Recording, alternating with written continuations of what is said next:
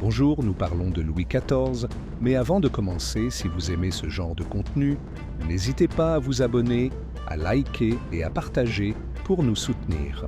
Le commentaire avec le plus de likes choisira le sujet de notre prochaine vidéo. Derrière l'image éblouissante du roi Soleil se cache une histoire bien plus complexe. Comment un enfant roi, marqué au fer rouge par la Fronde, une violente guerre civile qui a menacé son trône, a-t-il pu forger la monarchie absolue la plus puissante d'Europe? À la mort de son mentor, le cardinal Mazarin, le jeune Louis, âgé de 22 ans, surprend toute la cour.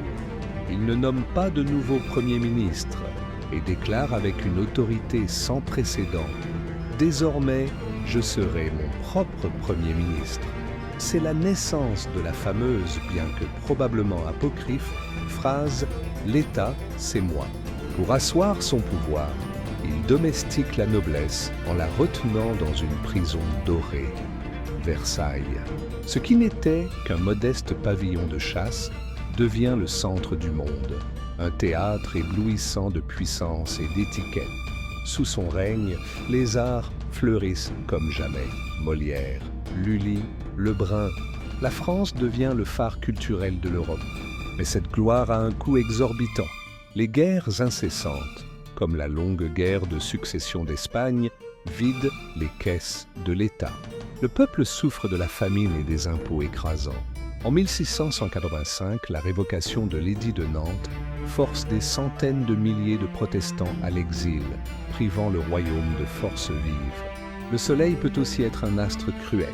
Le crépuscule de son règne est une tragédie personnelle.